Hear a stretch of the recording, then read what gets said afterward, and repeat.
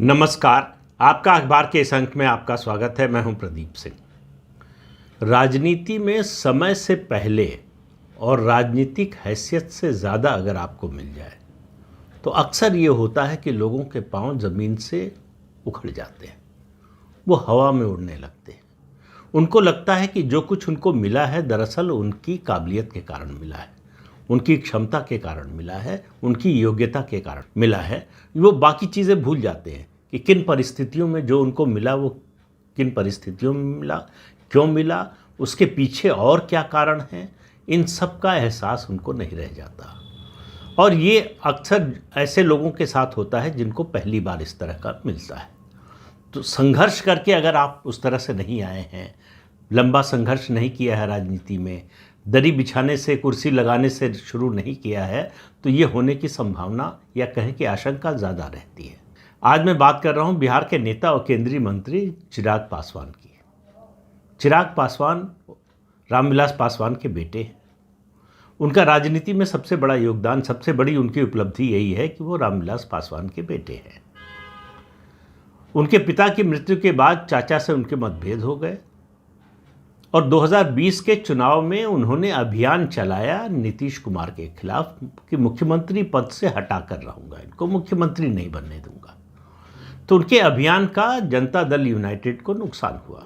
इस बात को नीतीश कुमार भूले नहीं, क्योंकि पहली बार ऐसा हुआ कि बिहार की राजनीति में भाजपा के साथ रहते हुए वो नंबर 2 की पार्टी बन गए, भाजपा नंबर 1 की पार्टी हो गई। ये आज तक नीतीश कुमार स्वीकार नहीं कर पाए हैं, भले ही लौट कर आ गए हैं भाजपा के साथ। तो वो भाजपा के साथ लौटे तो उन्होंने भाजपा के राष्ट्रीय नेतृत्व पर दबाव डाला, चिराग पासवान की पार्टी तोड़ दी, उनके चाचा को साथ में ले लिया, उन्होंने अलग पार्टी बना ली और चिराग पासवान के चाचा केंद्रीय मंत्रिमंडल के सदस्य बन गए। लेकिन नीतीश कुमार इससे ज़्यादा नुकसान चिराग पासवान का नहीं कर पाए। इस दौरान चिराग पासवान ने 2 समझदारी के काम किए। एक, वो ज़मीन पर उतर गए, बजाय चाचा से झगड़ा करने और तू मैं करने के वो लोगों के बीच चले गए।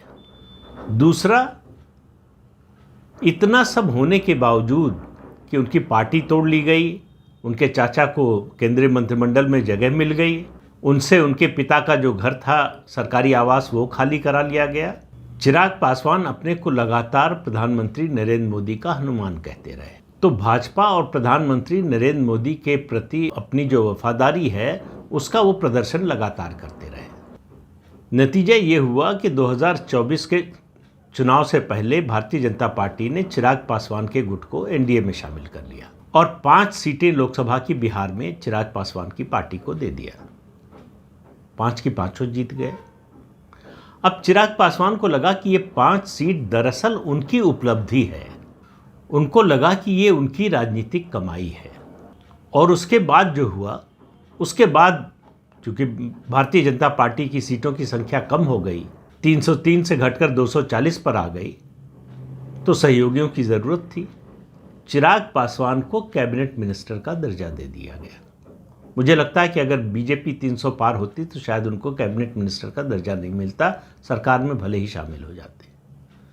अब चिराग पासवान को लग रहा है कि वो बहुत बड़ी शख्सियत हो गए, अब भाजपा से बराबरी के स्तर पर बात कर सकते हैं। और भारतीय जनता पार्टी लगातार उनका भाव भी बढ़ाती रही। नीतीश कुमार को ये अच्छा नहीं लगा होगा, लेकिन इस बार वापस आने के बाद वो चिराग पासवान के खिलाफ कुछ बोले नहीं। और ऐसी भी कोई खबर नहीं है कि उन्होंने भारतीय जनता पार्टी के नेतृत्व पर दबाव डाला हो चिराग पासवान को लेकर। अब चिराग पासवान क्या कर रहे हैं ये देखिए। 3 मुद्दों की बात करूंगा। लेटरल एंट्री, सुप्रीम कोर्ट का जो जजमेंट आया है क्रीमी लेयर और कैटेगराइजेशन का, उसके अलावा जाति की गणना का मुद्दा। इन 3 मुद्दों पर 2 बड़े सहयोगी दल भाजपा के जनता दल यूनाइटेड और तेलुगु देशम पार्टी और उनके नेता नीतीश कुमार और चंद्रबाबू नायडू दोनों सार्वजनिक रूप से कोई बयान नहीं दे रहे हैं।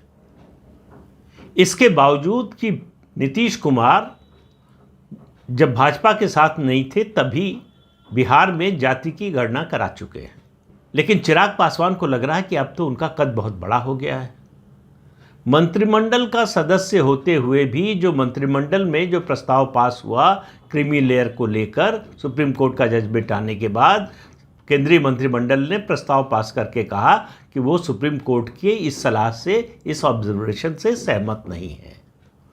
इसके बावजूद चिराग पासवान उसके बारे में बोल रहे हैं। तो इससे कई तरह के सवाल उठते हैं। बात केवल चिराग पासवान की नहीं है, चिराग पासवान जो बोल रहे हैं उसकी नहीं है। भारतीय जनता पार्टी उस स्थिति में नहीं है जैसी वो 2014 और 2019 में थी। इस बात को देखते हुए चिराग पासवान इसका नाजायज़ फायदा उठाने की कोशिश कर रहे हैं और मेरा मानना है कि भारतीय जनता पार्टी एक भस्मासुर जो है वो पैदा कर रही है। चिराग पासवान को ताकतवर बनाना अंततः भारतीय जनता पार्टी के लिए नुकसानदेह साबित होने वाला है। उनके लिए जाति से बड़ा कुछ नहीं है, क्योंकि जाति की राजनीति करके ही उनके पिता और वो यहाँ तक पहुँचे हैं। तो उनके लिए देश और बिहार की राजनीति में आगे बढ़ने के लिए जाति एक सीढ़ी है। भारतीय जनता पार्टी इस तरह की राजनीति के खिलाफ है। अब इस विरोधाभास को समझिए, जो राजनीति चिराग पासवान की है उसके ठीक उलट भारतीय जनता पार्टी की है। तो दोनों में कोई साम्य नहीं है, ये दोनों समानांतर चलती हुई ऐसी रेखाएं हैं जो कहीं भी जाकर नहीं मिल सकती। तो मेरा मानना है कि भारतीय जनता पार्टी चिराग पासवान को जितना मजबूत करेगी, अपने लिए ही उतनी ही बड़ी समस्या पैदा करेगी। भारतीय जनता पार्टी को अगर किसी दलित को आगे बढ़ाना है तो अपनी पार्टी के दलित नेता को आगे बढ़ाना चाहिए, जो उनकी विचारधारा में पगा पला बढ़ा हो। चिराग पासवान कभी भारतीय जनता पार्टी की विचारधारा से सहमत नहीं हो सकते, उसके साथ नहीं चल सकते।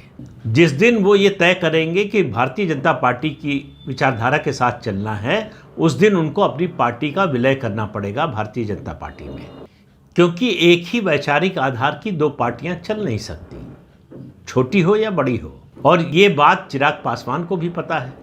तो चिराग पासवान समय समय पर भाजपा के विरुद्ध स्टैंड लेते रहेंगे, लेकिन जो मंत्रिमंडल का सामूहिक जिम्मेदारी का सिद्धांत है उसका उल्लंघन करने की उनको इजाज़त क्यों मिलनी चाहिए। वो मंत्रिमंडल का सदस्य न होते बोलते तो बात एक बार समझ में आती थी। तो चिराग पासवान को लड्डू खाने के लिए भी चाहिए, हाथ में भी चाहिए। तो चिराग पासवान का केंद्रीय मंत्रिमंडल का सदस्य बनने के बाद कोई भी आचरण उनका जो हनुमान होने का दावा है प्रधानमंत्री का, उसके अनुसार, उसके मुताबिक नहीं है। तो चिराग पासवान अगले साल नवंबर में बिहार विधानसभा का जो चुनाव होगा उसमें सबसे बड़ा सरदर्द बनेंगे बीजेपी के लिए। उनकी सीटों की जो मांग होगी वो अपनी राजनीतिक हैसियत से ज़्यादा की मांग करेंगे और इस बार्गेनिंग पावर को बढ़ाने के लिए समय समय पर भारतीय जनता पार्टी की केंद्रीय सरकार को मुश्किल में डालते रहेंगे।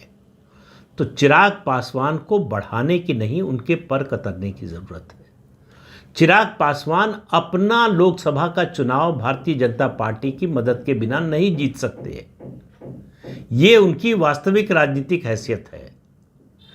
तो उनके पास ताकत क्या है? बीजेपी क्यों साथ लेकर चल रही है? दो कारणों से। एक, दलितों में संदेश देने के लिए कि हम दलित नेताओं को आगे बढ़ाते हैं, हम दलितों के साथ हैं, दलितों के हितैषी हैं। दूसरा, भाजपा को ये मालूम है कि चिराग पासवान कोई सीट भले न जिता सके, हराने की क्षमता रखते हैं कुछ सीटें। तो वो जो उनकी नुकसान करने की क्षमता है, तो ये एक तरह की राजनीतिक ब्लैकमेलिंग है कि हम जो मांग रहे हैं, हम जो कह रहे हैं नहीं होगा तो हम जो है नुकसान पहुंचा सकते हैं। नीतीश कुमार के साथ वो ये खेल कर चुके हैं और भारतीय जनता पार्टी के साथ ये खेल करने में उनको कोई मुश्किल नहीं होगी, कोई दुविधा नहीं होगी, कोई संकोच नहीं होगा। अगर भारतीय जनता पार्टी को ये गलतफहमी है कि हर हाल में जो है चिराग पासवान उनके साथ रहेंगे, तो वो बहुत बड़े मुगालते में जी रहे हैं। तो चिराग पासवान की बजाय भारतीय जनता पार्टी के दलित नेतृत्व को उभारने की ज़रूरत है। ये जो आउटसोर्सिंग का सिस्टम है भारतीय जनता पार्टी में कई जाति के नेताओं का, ये जब तक भाजपा बंद नहीं करेगी जाति की राजनीति के बंधन से मुक्त नहीं हो पाएगी। तो चिराग पासवान को मजबूत करके भारतीय जनता पार्टी बिहार में अपने पैर पर कुल्हाड़ी मारेगी, क्योंकि चिराग पासवान किसी विचारधारा से जुड़े नहीं हैं। अपने पिता की तरह ही वो भी मौसम विज्ञानी ही हैं। अभी उनके पंख निकलने शुरू हुए हैं। इस बात की कोई गारंटी नहीं है कि वो हर स्थिति में भारतीय जनता पार्टी के साथ रहेंगे। चिराग पासवान अगर सचमुच राजनीतिक रूप से परिपक्व होते तो उनको समझ में आता कि उनके लिए उनका राजनीतिक भविष्य है भारतीय जनता पार्टी में अपनी पार्टी का विलय कर देना। बिहार में वो भारतीय जनता पार्टी में सबसे बड़े नेता और एकमात्र दलित नेता के रूप में उभर कर आते हैं, लेकिन उनको लगता है कि अलग दुकान खोलकर रखना वो ज़्यादा फायदे का सौदा है। तो इसलिए वो भाजपा में विलय कभी करने वाले नहीं। भाजपा की विचारधारा से कभी न सहमत थे, न होने वाले हैं। भारतीय जनता पार्टी का फायदा हो ये उनका उद्देश्य नहीं हो सकता। उनका ज़्यादा से ज़्यादा किसमें फ़ायदा है और उसके दौरान या उस कोशिश में भाजपा का भी फायदा हो जाए, इससे उनको कोई एतराज़ नहीं है। तो भारतीय जनता पार्टी को चिराग पासवान को लेकर सावधान हो जाना चाहिए, क्योंकि चिराग पासवान ताकतवर हुए तो वो भाजपा के लिए भस्मासुर बन जाएंगे। इसमें किसी को कोई संदेह, कोई शंका नहीं होनी चाहिए।